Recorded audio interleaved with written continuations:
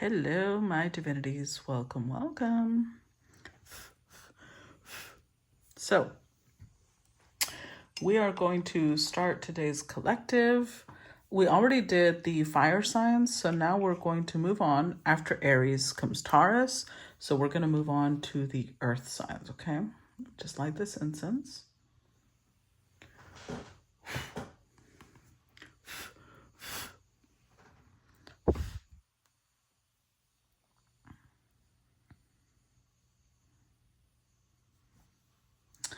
All right. Cards have been shuffled and cleansed, so let's get started. What's the energy for Capricorn? What's the message for Capricorn at this time? We've got number 31. Okay. What's the message for Taurus? What's the message for Taurus? Number 2. What's the message for Virgo?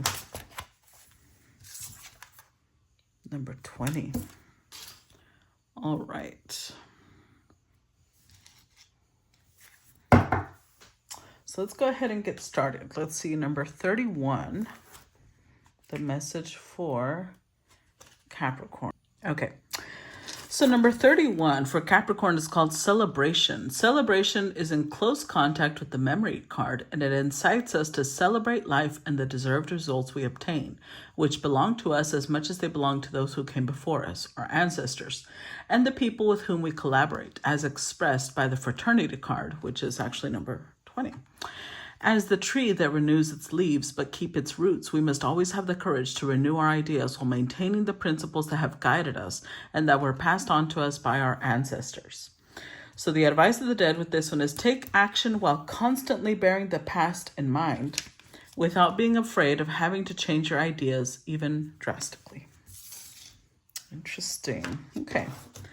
Let's see. Accompanying message for Capricorn. We start with the moon. Oh, then the High Priestess. Interesting. What's the message for Capricorn? Page of Wands. And I chose the little ones because that way we can fit more of them without having to, crowd them. The Star.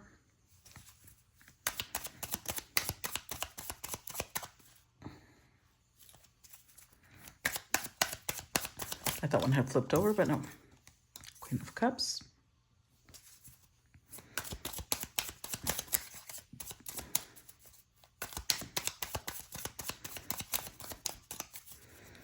Let's see, one more. 5 of Swords. Okay. Overall energy. The Magician. How interesting. When we think about what the message was about, even here we see somebody celebrating their ancestors, right?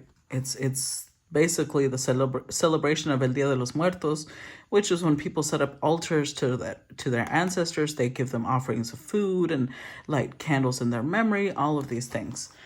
So for Capricorn, to come out with the Magician as the overall energy alongside, the High Priestess, the Moon, the Star, that was just a lot of major arcanas for this little cluster that we have. The Magician is indicative to me that whatever it is you're trying to do, you already have the right skills. You have the ability to get it done. However, you are only being cautioned about where you are aiming that energy. What's the potential of whatever it is that you're trying to do? What's the object? What's your goal? What's your end goal? To basically remember your roots, whether that is in relationships, whether that is in business, whether that is in education. That can vary. Because the fact that the first card that came out was the Moon followed by a High Priestess, you are skilled. You have the ability to make great things happen. But this combination here makes me think that you may feel like your intuition is guiding you. And there's a lot of emotion in this spread. But we also have the Five of Swords. So you may have really high ideals. You may have really good intentions. But I don't think you're seeing yourself clearly. I don't think you're seeing the situation clearly. And you're acting out of either bias or prejudice or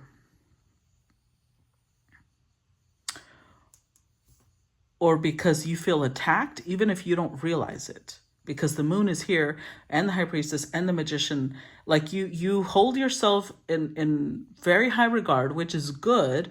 But in this case, whatever it is that you're trying to accomplish, it's because either someone offended you, or because you have a certain bias against a person, or because you have preset, well, that's what prejudice means, right? Previously set judgment. You have a prejudice against someone, either that you work with or someone that you are near, because otherwise you wouldn't be able to affect them this way, right? This combination also makes me think of secrecy, especially these two together. So on the surface, whatever it is that you're doing, you're not letting people know. And this is actual further proof to you. Like Spirit is telling you, if what you're doing is so great, why aren't you being transparent with what you're doing? Because you're not. You are not. You're being very calculated, very secretive. You're keeping things very close to your chest. Now, sometimes there are circumstances where those things are necessary, right? And I know that happens, but with the Five of Swords, I have a feeling that's not the case here. Even if you may rationalize with yourself that it is. Now, I don't know if, you know how the High Priestess has a book open here. I don't know if this has to do with knowledge that you are acquiring. Maybe it's not a person that you're viewing this way. Maybe it's certain books. Like if you're looking at history books and you're looking at them through the bias of whatever your nationality is. If you're looking through, because it was talking about records, right? It was talking about our roots, to not forget your roots. So in this political climate, if you are somebody of, let's say somebody whose ancestors, which keep in mind, everybody has ancestors whose hands are covered in blood. Okay, everybody has ancestors who were warriors at one point, but there are different types of oppression, and we have to be really clear about that. Like I know that my ancestors, the Aztecs, the Mayans, they had slaves, right? And nobody's denying that. Is that slavery the same as the slavery that was enacted here in the United States? No, not in my opinion. Only because it was very much the period where, honestly, you know what? That's not my plan. Before I get into that, because I feel like I'm going to make this a whole political thing. And I do think someone here is trying to study something where they're being told, don't forget where you came from. Don't be looking at knowledge or whatever it is that you're acquiring, whatever visions you're seeing. Don't look at them through a bias. Because this could also have to do with the fact that I'm going to switch it. I'm going to take out the political component. So let's say when I first started my spiritual journey, I had a dream about Anubis. And when he first appeared to me, one of the first things that he had me do was choose whether I was still going to be looking at things from a Christian perspective. Because if I did, under the Christian beliefs, is considered a demon. Then he can't help me, because I would naturally be resistant to being helped by a demon, right? Who wouldn't? But he was basically telling me, if you want my help, you're going to have to step out of that mentality, because I am not a demon. I am a god. But your beliefs have made it to where there's only one God, and I am now considered a demon. So sometimes our prejudices, our bias can be of a completely different nature. It doesn't have to be a history book. Now, something else, this could just be because I'm feeling like whatever it is that you're doing, you're delaying. You are being you're procrastinating, which is why you're being reminded that you have the skills to get this done. But something about this requires to remember where you're from and yet still form your own identity within that space. Page of Wands. This is requiring you to break away from something that you're very used to, that you're very accustomed to. I don't know if it's the way your family does things, the way your culture does things, the way your religion does things. Whatever it is, it's bound to make you uncomfortable. But there's the page also represents a message, which is why he's holding a little scroll. So this is good news, but it would require you to take action.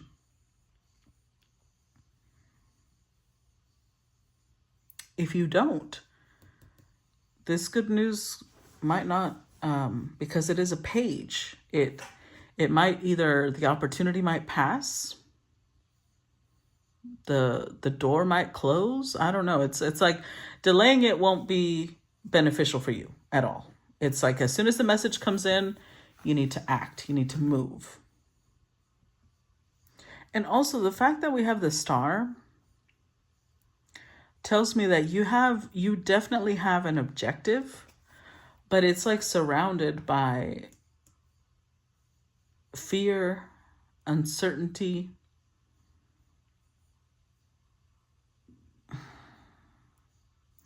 So if we look at the star like your north node in astrology, right?